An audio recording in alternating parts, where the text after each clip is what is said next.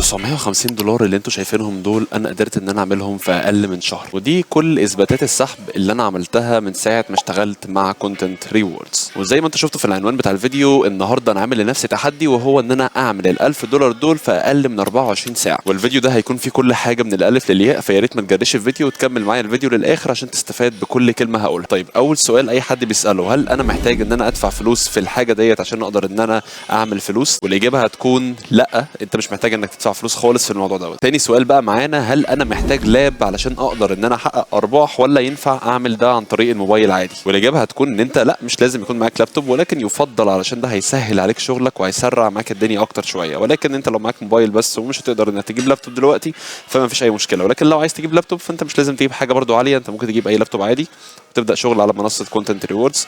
يلا بينا نبدا الفيديو عشان حاسس ان انا اتكلمت كتير، ليتس جو. طيب اول حاجه هنعملها وهي ان احنا ندخل على منصه كونتنت ريوردز. طبعا لو مش عارف توصل للمنصه فانت هتلاقيني سايب اللينك بتاعها عندي في الديسكربشن تحت الفيديو، وبرده هتلاقوه موجود في البايو بتاع الشانل، وهتلاقوه كمان موجود في اول تعليق مثبت في الفيديو دوت. بمنتهى البساطه هتدوس على كلمه بيكم كرييتور اللي فوق على اليمين ديت، بعدها هتدوس على كلمه كونتينيو وذ جوجل عشان تبدا ان انت تسجل حساب على المنصه، بعدها تختار اكونت الجيميل بتاعك وليكن مثلا الاكونت دوت. طيب بعد ما تخش تسجل وتكتب اسمك وتكتب يوزر نيم بتاعك والكلام ده كله، هتدوس على كلمه براوز كامبينز. طيب انت اول ما تدوس على كلمه براوز كامبينز هيبدا ان هو يفتح لك كامبينز كتير جدا او حملات كتير جدا. خليني الاول افهمك ايه هي القائمه دي وانت بتستفاد منها بايه وبتقدر انت تعمل ايه من القائمه دي. طيب بمنتهى البساطه الكامبينز ديت هي عباره عن حملات. طيب يعني ايه حملات؟ طيب بمنتهى البساطه دي بتبقى عباره عن شركات طالبه ان الناس تعمل لها اعلانات، سواء كانت كليبنج او UGC على منصه كونتنت ريوردز. وخليك معايا في الفيديو، كمل معايا الفيديو عشان افهمك يعني ايه UGC ويعني ايه كليبنج برضو. وانت كل اللي انت بتعمله هو ان انت بتختار حمله مناسبه ليك او الحمله اللي انت تقدر انك تعمل الفيديو عليها، وتبدا ان انت تنزل الفيديو تاخد فلوس على المشاهدات. طيب انا ازاي اقدر ان انا اعمل دوت؟ اول حاجه انا هناقشها معاكم هي ازاي تقدر ان انت تختار حمله مناسبه ليك. بمنتهى البساطه احنا عندنا هنا مجموعه فلاتر، الفلاتر ديت مهمه جدا عايزك تركز فيها، وهي ان احنا عندنا هنا مثلا يوتيوب، تيك توك، انستجرام، تويتر وفيسبوك. طيب انت مثلا مش عايز تنزل حاجه مثلا على تويتر، ولا عايز تنزل حاجه مثلا على تيك توك، ولا عايز تنزل حاجه مثلا على فيسبوك، عايز تشتغل على يوتيوب والانستجرام بس مثلا از ان اكزامبل يعني. تمام، فانت هيجيب لك كل الحملات اللي هي طالبه يوتيوب ولا انستجرام بس، مش طالبه ولا فيسبوك ولا تويتر ولا تيك توك. دي فكره الفلاتر. ممكن تدوس على كلمه كلير ديت لو عايز تعمل كلير او تشيل الفلاتر ديت. عندك هنا برضو الكاتيجوري، والكاتيجوري ديت بتبقى عباره عن فلاتر. هل انت عايز تبقى حاجه مثلا في الموسيقى، حاجه في الجيمنج، حاجه في السبورتس، حاجه في الاديوكيشن، في التعليم، الكلام ده كله انت بتختاره. بس ابعد برضو عن الجامبلينج، ابعد عن القمار، ابعد عن الاغاني، ابعد عن الحاجات ديت عشان برضو فلوسنا تكون حلال 100%. فتعالوا دلوقتي مثلا نشوفوا احنا الحمله اللي احنا هنختارها مثلا دلوقتي. طبعا مهم جدا ان انت بعد ما تختار حمله تشوف الشروط بتاعتها، لان في حملات بتطلب منك انك تستهدف حاجه اسمها تير 1 اودينس، ودي بتكون امريكا وكندا، ولازم يكون الفيديو بتاعك يستهدف جمهور امريكي. فدي بتحتاج منك VPN وبروكسي وقصه كبيره جدا ما تدخلش نفسك فيها. فانت خليك في الحملات يعني تطلب منك انك تنزل في دوله عربيه عادي او في دوله مصريه عادي، علشان برضو الموضوع معاك يكون ايه في السهل، يعني ما تعقدش وتحس ان الموضوع صعب يعني. طيب انت بتعرف دوت منين؟ ده بتعرفه ان انت مثلا، تعال نختار مثلا حمله دور داش ديت ندوس عليها. هنا بيقول لك بنسبه كبيره جدا الحمله ديت هتكون تستهدف نيويورك، نيويورك. هنا بيقول لك 40% تي 1 اودينس. تي 1 اودينس دي يعني تير 1 اودينس. هنا بيقول لك US UK كندا استراليا، يعني محتاج ان الفيديو بتاعك يستهدف الدول دي. طبعا احنا مش هنعرف نعمل دوت لان احنا في دوله عربيه، ففي الحاله ديت هنشوفوا حمله تكون بتقبل ان احنا نستهدف دوله عربيه. طبعا في ناس دلوقتي هتسالني تقول لي طب هو فين تحدي $1000 دوت؟ انت فين التحدي اللي انت قلت انت تعمله؟ طيب انا عايز اقول لك ان التحدي اساسا موجود في الفيديو اللي انت بتتفرج عليه دلوقتي ده، لان الفيديو اللي انت بتتفرج عليه دلوقتي ده اساسا هو فيديو هينزل على كامبين او حمله اسمها اللونج فورم UGC نون انجلش. وبمنتهى البساطه دي عباره عن حمله شركه كونتنت ريوردز منزلاها، طالبه منك ان انت تطلع تتكلم عن كونتنت ريوردز باي لغه عادي جدا، هي انترناشونال. وحرفيا حرفيا حرفيا مش مطلوب مني ان انا اعمل اي حاجه غير ان انا اشرح لكم المنصه زي ما انتم شايفيني بعمل لكم دلوقتي، وانا هاخد $8 على كل 1000 مشاهده. يعني لو الفيديو دوت وصل 150,000 فيو فانا هقدر ان انا اطلع $1000 دول حرفيا وانا قاعد في بيتي. فما تبخلوش عليا بقى بالسبسكرايب واللايك والحركات دي كده. طيب وطبعا زي ما انا هستفاد من الفيديو دوت، انا لازم برضو افيدك واعرفك انا هعمل ايه او انا جبت الحمله دي منين والكلام ده كله، علشان تقدر ان انت تقلدني وتستفاد برضو زي ما انا بستفاد دلوقتي، صح؟ طيب بمنتهى البساطه، انت بعد ما هتخش على الكامبين بتاعت كونتنت ريوردز وتدوس على كلمه جوين وتعمل لها جوين، بمنتهى البساطه انت خلاص كده تظهر عندك هنا في الجنب زي ما انتم شايفين هنا كونتنت ريوردز يو جي سي انترناشونال. فلو مش عارف توصل للكامبين ديت اكتب لي كومنت كلمه تفاصيل على الفيديو دوت هنا في اليوتيوب وهيوصل لك كل حاجه، هتلاقيني برد عليك في الكومنت، انا برد على كل الناس على اليوتيوب. بس كده. فانت دلوقتي زي ما انت شايف انا دخلت على كونتنت ريوردز يو جي سي انترناشونال، انا عامل لها جوين اوريدي، وهشوف بقى ايه نوع الكامبينز اللي هم منزلينها في كونتنت ريوردز هنا. تمام. طيب بعد ما دوست هنا على ابس، دوست على كونتنت ريوردز هنا على الشمال، المفروض دلوقتي هيفتح معانا الحملات او نوع الحملات اللي انا اقدر ان انا اشتغل عليها واحقق منها $1000 في خلال 24 ساعه بس. انت تهت مني صح؟ انا عارف ان انت تهت مني. بص يا صديقي، انا كل اللي انا عملته ان انا دوست على كلمه كونتنت ريوردز انترناشونال اللي فوق دي، شايفها اهي. انت مش عارف توصل لها، اكتب لي كومنت بكلمه تفاصيل وانا هقول لك ازاي تقدر انت توصل لها، او كده كده هتلاقي اللينك موجود في الديسكربشن او موجود في البايو بتاع الشانل. الموضوع سهل جدا جدا جدا جدا جدا، مش اي حاجه. ماشي. طيب ننزل تحت هنا، دوست على كونتنت ريوردز انترناشونال ديت، بعدها دوست على كلمه ايه كونتنت ريوردز اللي على الشمال، ايزي مفيش اي حاجه. طيب عندك هنا بقى اهم كامبين هنا، ودي اول مره اعمل فيها فيديو وانا بجرب دلوقتي معاكم اهو، اللي هي اللونج فورم يو جي سي نون انجلش. الكامبين دي شايفينها اهي اهي اهي اهي، هندوس عليها كده اهو ونشوفها طالبه ايه او بتطلب مننا ايه. لان انتوا زي ما انتوا شايفين الكامبين دي بتدفع $8 على كل 1000 فيو. يعني لو الفيديو دوت دلوقتي جاب 100,000 فيو، انا جبت $800 حرفيا من فيديو واحد. طيب لو الفيديو جاب اكتر من كده، معاك لحد $3000 في كل فيديو. طيب فين الكلام ده؟ اهو اقرا، $3000 ماكس، يعني تقدر تاخد باي اوت لحد $3000 في الفيديو الواحد. يعني الفيديو لو جاب معاك مثلا مليون فيو، يعني دي حاجة أنا بحلم بيها وعارف إنها مستحيل إنها تتحقق يعني، بس نحلم مش هنخسر حاجة، عادي عادي. عايزين نتجوز والله. ماشي. لو جاب $3000 الفيديو الواحد هتاخدهم، تمام، لأن بيكون في ماكسيمم باي أوت، يعني كل كامبين بتدفع فلوس بحد أقصى كذا. ففي اللونج فورم يو جي سي في كونتنت ريوردز تقدر تستقبل لحد $3000 في كل فيديو واحد، في كل فيديو كنت تعمل أكتر من كده. قشطة. طيب الكامبين دي فضل فيها قد إيه أصلا فلوس؟ فضل فيها 2000 ونص. يعني كده كده لو الفيديو ده جاب مليون فيو مثلا، فانا اللي هاخد ال 2000 ونص دول، فاهم يعني اخري.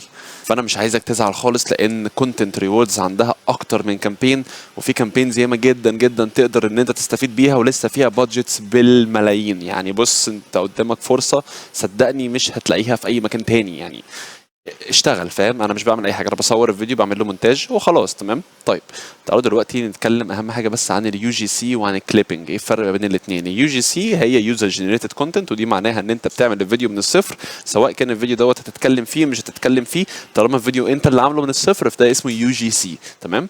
ده بيجيب لك فيوز اكتر، بيجيب لك ارباح اكتر، طبعا بيكون البينج بتاعه اعلى، ولكن بيحتاج منك شويه ايه يعني حبشتكنات، شويه كرياتيفيتي. تمام.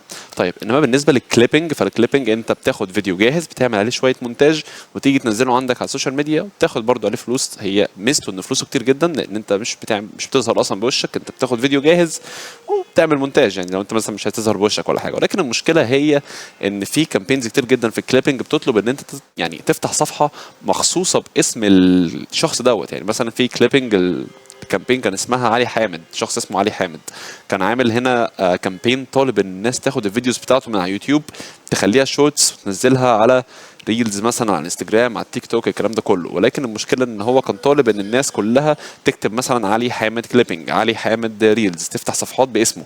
تمام. بس المشكله ان تيك توك او انستجرام اول ما يجي يلقطوا ان في اكونتس كتير بنفس الاسم بيبداوا ان هم يقفلوا الاكونتات ديت، فبتخسر طبعا فلوسك، فبيكون الموضوع فيه خطوره شويه. ولكن it's worth it، يعني ممكن تجرب عادي، يعني تستحق التجربه بصراحه. طيب نيجي هنا نشوفوا اللونج فورم يو جي سي. واللونج فورم يو جي سي ديت هي الكامبين اللي انا شغال عليها في الفيديو اللي انتوا بتتفرجوا عليه دلوقتي دوت. تعالوا نشوفوها فاضل فيها قد ايه. زي ما قلت لكم فاضل فيها 2000 ونص دولار. ده شيء كويس جدا. افريج ريفيو تايم، وهم بيراجعوا الفيديو في خلال 6 ايام، ده شيء كويس. تمام. هنا بيقول لك الريكويرمنتس او الشروط، ودي حاجه اساسيه جدا ان انت تقراها. هنا بيقول لك المينيمم فيديو لينث 4 دقائق، يعني لازم الفيديو مدته تكون على الاقل 4 دقائق. هنا بيقول لك ريد ذا كامبين بريف، يعني اقرا الشروط والكلام ده. هنا بيقول لك always prompt the platform as content rewards, don't prompt it as hook. يعني بيقول لك لما تطلع تتكلم في الفيديو بتاعك قول ان يعني ما تقولش كلمه هوب، قول كونتنت ريوردز، لان كونتنت ريوردز منصه مستقله عن هوب. تمام. طيب تعالوا هنا نشوفوا كمان، بيديك كمان اكزامبلز، بيديك زي يعني فيديوهات تقدر ان انت تاخدها از مرجع او تاخدها كحاجه تتعلم منها او تعمل زيها، علشان بس ما تتوهش لو انت اول مره ولا حاجه تقدر انت تعمل ايه. فتقدر تفتح الفيديوهات ديت زي ما انت شايف، الدنيا زي الفل خالص، بيقول لك انت تعمل ايه من الالف للياء. تمام. طيب نفتح بقى الثلاث لينكات دول هنا في الريسورسز، ومهم جدا تركز في الجزئيه ديت وهي ريسورسز، لان هي ديت اللي بيكون فيها الشروط وكل حاجه حرفيا. تمام. طيب هندوس على جوجل درايف اول واحده ديت نشوفها بتقول ايه. دي هنا بتفتح لك صفحه فيها الشروط. تمام. طيب هنا بيقول لك بمنتهى البساطه تختار الكامبين اللي انت دخلتها. زي ما انتم شايفين قلت لكم في كامبين كتير جدا، في كامبينز كتير جدا مع كونتنت ريوردز تقدر ان انت تستفيد بيها، يعني مش اللونج فورم بس، عندك اللونج فورم، عندك الفيسلس، الفيس، الكونت سلايد شوز، الريكروتمنت، الاي اي جنريتد يو جي سي. تمام. في حاجات كتير جدا. طيب انا مثلا دلوقتي انا شغال في الفيديو اللي انتوا بتتفرجوا عليه دوت على اللونج فورم. تعالوا نشوف الشروط بتاعته مع بعض علشان نتاكد ان الفيديو دوت هيتقبل مش هيترفض مننا. طيب هنا بيقول لك بمنتهى البساطه حط هوك كويس، هوك وهي اللي اول 30 ثانيه في الفيديو يكونوا حاجه بوم، فاهم؟ زي ما انتوا شفتوا مثلا في الفيديو اللي انتوا بتتفرجوا عليه دلوقتي دوت، انا في اول 30 ثانيه قلت لكم ايه؟ قلت لكم بصوا يا جماعه الفلوس اللي عملتها هي $950 الكلام ده حقيقي يعني مش كذب، عادي يعني فعلا عملت الفلوس ديت. تمام. ولكن انت لازم بتخش بالحاجه اللي تدي بوتنشال او تخلي المشاهد يكمل معاك الفيديو للاخر علشان يقدر ان هو ايه يعني يشدك او يخليك تكمل الفيديو للاخر، فاهم؟ يعني مين ده اللي يشدك؟ يعني تخلي المشاهد يكمل الفيديو للاخر عشان الفيديوز يجيب فيوز فتاخد فلوس وكده. افهم بقى. ماشي. choose your angle, creative freedom. هنا بيقول لك دي بقى ايه الكرياتيفيتي بتاعتك. عايز تقول مثلا ايه ده يوم من ضمن ايامي وانا بعمل $1,000,000، ده يوم من ضمن ايامي وانا بعمل مش عارفه ايه، هاخدكم في تحدي زي ما قلت لكم مثلا في الفيديو ده، التحدي ان انا اعمل كذا في كذا. دي هي الكرياتيفيتي بتاعتك، ان انت تطلع في الفيديو تخلي الفكره بتاعته الحاجه اللي انت عايزها، سواء كنت مثلا عايز تطلع تقول ان انت بتعمل تحدي، عايز تطلع مثلا تقول للناس دوت فلوج، تطلع على ازن فلوج ان انت مثلا طالع بتقول ده يوم في حياتي وانا شغال على منصه كونتنت ريوردز، الكلام ده كله دي حاجه كرياتيفيتي متسابه ليك انت اللي تعملها. تمام. وintroduce content rewards naturally as the solution or tool you are using. يعني اتكلم على content rewards عادي جدا ان هو حل، وده حقيقه فعلا هي شايفها فعلا ان هو حل وتول انت تستخدمها. this is something really true، يعني بجد الموضوع ده بجد حقيقي. تمام. طيب هنا بيقول لك explain the process and the platform, walk you through the platform truly, show them how easy is to navigate content rewards, pick a campaign and get started without reading a massive follower count. هنا بيقول لك ان انت عرف الناس ان انت علشان تشتغل على content rewards انت مش محتاج ان يكون عندك followers، ودي حاجه حقيقيه. انا الصفحه بتاعتي على انستجرام حرفيا طلعت عملت $1,000 اللي انا وريتها لكم في اول الفيديو دوت، انا عاملهم عن طريق الانستجرام بس، وحرفيا انا بادئ من الصفر يعني. اول فيديو منزله وانا زيرو فولورز، مفيش فولورز خالص اصلا، ما كانش فيه غير واحد بس صاحبي اللي كان عامل لي فولو. فيعني عادي جدا، وعملت $1,000 في اقل من شهر وانا زيرو، بادئ بالزيرو فولور، انا مش اي حاجه، مش دافع اي حاجه ولا عامل اي حاجه خالص. فهي دي الفكره، ان انت لازم تبين للناس قد ايه الموضوع مش محتاج منك فولورز كاونت او اي حاجه صعبه. وزي ما انت زي ما انت شفتوا علشان تختاروا كامبين الموضوع سهل جدا. انت بتخش تقلب تقرا الشروط زي ما احنا دلوقتي بنقراها، قريت الشروط بتاعت الكامبين لقيتها مناسبه معاك، تعمل الفيديو تصوره وتنزله عندك السوشيال ميديا، الدنيا ايزي قشطه. طيب هنا بيقول لك show proof and big results. هنا بيقول لك وريهم الداشبورد، وريهم باي اوت بروف. الداشبورد هي اللي انا وريتها لكم في اول الفيديو اللي هي $950 اللي انتم شفتوهم في اول فيديو، والباي اوت بروف وهي عمليات السحب اللي انا وريتها لكم برده في اول الفيديو، وهي دي اثباتات من السحب اللي انا سحبته او ال الفلوس اللي انا اخدتها فعلا وصلت لي على باينانس بتاعي. تمام. هنا بيقول لك بقى الهوكس اللي بتشتغل، يقول لك حط اون سكرين او حط كده تايتل كده، يعني تايتل تكست او العنوان بتاع الفيديو، بيقول انا جربت ان اطلع $3,000 تيستنج مش عارفه ايه، كان يو اكشلي ميك ماني من غير ما يكون معاك فلوس، ازاي تبقى مش عارفه ايه، يعني بيقول لك ايه جرب الحاجات دي. تمام. هنا بيقول لك the hook is the most of the battle. تمام. بارل ايه بارل دي؟ ماشي. ذا هوك ذا موست اوف ذا باتل، ودي معناها ان انت في اللونج فورم يوتيوب الهوك لازم يكون ستوري اور تشالنج، لازم الهوك بتاعك يكون نوع من انواع انك بتروي روايه او كانك بتعمل تحدي كده، اللي هو زي ما قلت لكم مثلا تحدي ان انا اعمل $1,000 في خلال الاول 24 ساعه بتاع. انا فعلا عامل لنفسي تحدي بصراحه، انا اعمل حاجه زي كده، ودي حاجه انا باذن الله نقدر ان احنا نحققها في الفيديو دوت، بس يا رب ما يطولش اكتر من كده، يا رب يا رب. انا بحاول الم لكم كل حاجه في فيديو واحد بسرعه، فاهمين؟ كده. حلو. that proved the concept works within the first 30 seconds. دي معناها ان انت في اول 30 ثانيه لازم تقول لهم ان انت بتعمل تحدي، لازم تقول لهم ان انت بتعمل بوم طخ تخ اوف اح اي، فاهم كده؟ تمام. طيب هننزل تحت هنا ونشوفه. هنا بيقول لك جود اكزامبلز، هنا بيديك امثله كمان تقدر ان انت تستخدمها، فيديوهات تقدر ان انت ترجع لها عشان تعمل زيها. الدنيا سهله جدا، مش محتاجه منك اي صعوبه خالص. اهو يعني الدنيا ايزي. ده واحد اجنبي وده واحد مصري بيشرح لك كل حاجه عن الكليبنج بقى، و يعني شبه بيديك كورس فور فري، فاهم؟ طيب هنا بيقول لك المينيمم 4 minutes، يعني اقل حاجه في فيديو يوتيوب يكون 4 دقائق. هنا بيقول لك لازم تحط هاشتاج كونتنت ريوردز بارتنر اون افري بوست، يعني في التاج تحت الفيديو لازم اكتب هاشتاج كونتنت ريوردز بارتنر، ولو نزلته تحت الفيديو هتلاقوني كاتب الهاشتاج دوت فعلا. هنا بيقول لك براند كلاريتي، لازم تقول كلمه كونتنت ريوردز، ما تقولش كليبنج بس، ما تقولش هوب كليبنج بس، ما تقولش هوب بس، لا قول كونتنت ريوردز علشان يبقى كلام واضح. هنا بيقول لك كاستم افيليت لينك ماست بي ان فيديو ديسكربشن شانل ديسكربشن بيند كومنت. هنا بيقول لك ان اللينك بتاع الافيليت بتاعك، وهقول لكم دلوقتي ازاي تقدروا ان انتوا تجيبوه، لازم تحطوا اللينك دوت في الديسكربشن بتاع الفيديو زي ما انا حاطه في الديسكربشن بتاع الفيديو دوت. لازم يكون في الشانل ديسكربشن في الوصف بتاع القناه، وده برده انا عامله. ولازم يكون برده في بيند كومنت، يعني تحط كومنت على الفيديو بتاعك وانت حاطط الريفيرال لينك، وده برده هتلاقوني عامله في الفيديو دوت عشان الفيديو بتاعي طبعا يتقبل. حلو. هنا بيقول لك adding your custom referral link، بيقول لك الكلام ده كله اساسي لازم تعمله. ولما حد يبعت لك حاجه لازم ترد عليه في الدي ام او تقول له عليها اوتوميتد او حتى هاند باي هاند، يعني سند باي هاند انت ترد عليه بنفسك. هنا بيقول لك ميك شور يور فيديو هاز ا ميجر كول تو اكشنز، زي ما انا قلت لكم مثلا في اول الفيديو، يا جماعه اللينك في الديسكربشن، او اقول لكم مثلا ايه خشوا على البايو او اكتبوا لي كومنت بكلمه تفاصيل لو انتم مش عارفين توصلوا للحمله. الحاجات دي كلها اسمها سي تي اي او كول تو اكشنز، لازم ان انتم تعملوها في الفيديو علشان تقدروا ان انتم الفيديو بتاعكم يتقبل ويتراجع. كل دوت اساسي جدا ان انت تاخد بالك منه.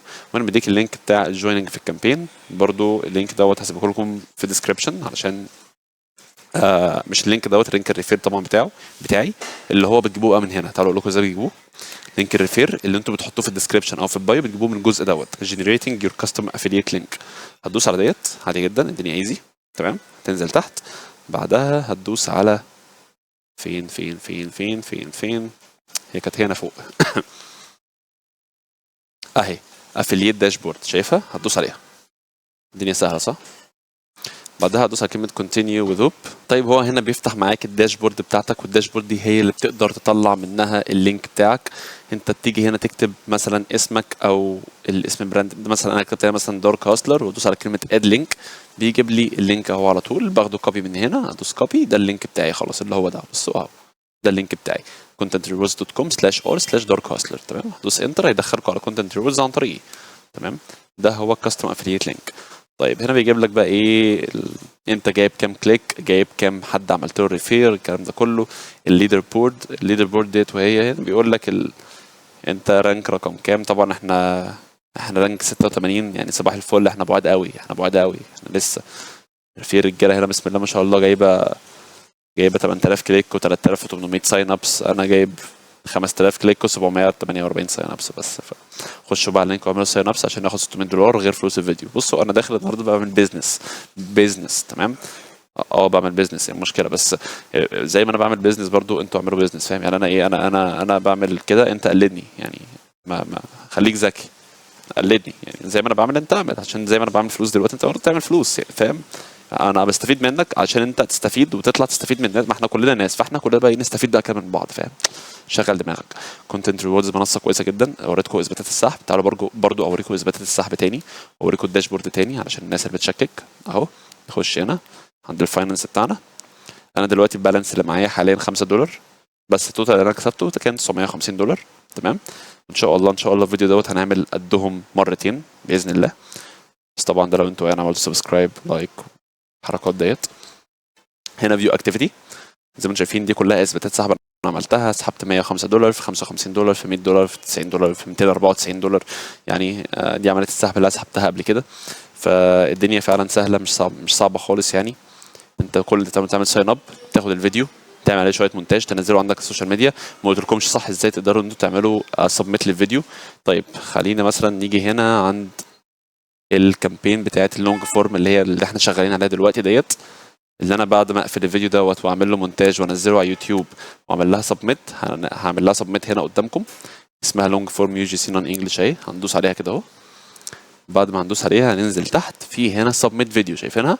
هندوس عليها هنا بمنتهى البساطة. هنكتب هنا التايتل اللي احنا كاتبينه على يوتيوب، هنكتب هنا اللينك اللي احنا كاتبينه على يوتيوب، سواء كان بقى اللينك بتاع الفيديو على يوتيوب، تمام؟ هنكتبوه هنا، استنوا بس كده، ايوه تعالي معايا بقى، حلو كده. هنكتب هنا اللينك بتاع اليوتيوب، تمام؟ وهناخده هنا نعمل ديموجرافيكس سكرين شوت. دي بمنتهى البساطة، عارفين انتوا الاناليتكس او بتجيبوا منها الاحصائيات بتاعت القناه بتاعتكم، سواء كان بقى في كام حد شاف الفيديو، اعمارهم قد ايه، سنهم قد ايه، الديموجرافيكس او اللوكيشنز بتاعتهم فين في مصر، في الدول الخليج، تمام؟ تعمل هنا وتعمل لها ابلود عادي جدا بدون اي مشاكل، تمام؟ بعدها بتدوس على كلمة I have read the submission requirements and acknowledge that my submission may be auto rejected if it does not adhere to them. يعني أنا بوافق وأقر إن أنا لو أنا يعني ما قريتش الكلام اللي مكتوب في الكامبين او ما قريتش الديسكريبشن اللي مكتوب، فانا دي تبقى غلطه مني. عشان كده دايما لازم تقروا الريكويرمنتس بتركيز كويس، لازم تقروا كل حاجه كويس جدا عشان تضمنوا ان الفيديو بتاعكم هيتقبل، تمام؟ بعد ما بتحط اللينك وبتحط التايتل بتاع الفيديو بتاعك وتحط اللينك بتاعه وتعمل سكرين شوت لل زي ما قلت لكم من اناليتكس او الحاجات اللي هي فيها الاحصائيات بتاعت القناه بتاعتكم، تدوس على كمان سبميت فور ابروفل، والفيديو بيبدا ان هو يتراجع في خلال 6 ايام. وبعد ما يتراجع في خلال 6 ايام دول، لو اتقبل باذن الله هيتقبل لو انت ركزت، الفيوز اللي هيكون جمعها الفلوس توصل لكم على هوب، على الاكونت بتاعكم على هوب. بعدها تقدروا انتوا تسحبوها على باينانس او باي طريقه انتوا تحبوها. وباذن الله بعمل لكم فيديو تاني برضو اشرح لكم في موضوع السحب دوت. بس كده، زي ما انتم شايفين الموضوع سهل جدا. باذن الله الفيديو دوت يجيب فيوز. انا بعد ما اعمل له مونتاج وانزله عندي هبدا ان انا اعمل له سبميت، وبعد ما اعمل له سبميت انا اوعدكم الفيديو دوت لو عدى 100,000 فيو، اوعدكم ان انا هعمل فيديو تاني وانا بسحب الارباح بتاعه الفيديو دوت اللي انتوا بتتفرجوا عليه دلوقتي قدامكم، علشان تعرفوا كمان ازاي تقدروا انتوا تسحبوا. فباذن الله الفيديو يعدي 100,000 كمان ونسحب اكتر من $1000 كمان باذن الله قدامكم. وبس كده، اتمنى يكون عجبكم الفيديو. ما تنسوش ان انتوا لو محتاجين تخشوا على المنصه فاللينك هتلاقوه في الديسكربشن وفي مثبت عندي في اول كومنت. ولو حد عنده اي مشكله يكتب كلمه تفاصيل او يكتب كلمه كونتنت ريوردز وانا هرد عليه واقول له يعني حاجه اللي هو محتاجها، سواء كان مثلا عايز يوصل لكامبين معينه او عايز يفهم حاجه معينه. الكلام ده سهل جدا، اهم حاجه تقروا الشروط. واحنا ما شفناش باقي الحاجات دي بتبقى بره كده عن بونس. يعني ان انت لو البونس بي اوت، لو اول فيديو بتعمله تقدر انت تاخد عليه مثلا $10. تالت لينك دوت اللي هو بتاع الافiliate لينك اللي احنا لسه داخلين عليه من شويه، تقدروا توصلوا من هنا، بس هو مش شغال من هنا، فممكن نخش له من ايه، بالطريقه اللي وريتها لكم من شويه دي. ماشي، بس كده، اتمنى يكون عجبكم الفيديو. اشوفكم في فيديو جديد. متنسوش تعملوا لايك سبسكرايب للشانل، تكتبوا كومنت حلو كده زيكم. بس كده، يلا مع السلامه.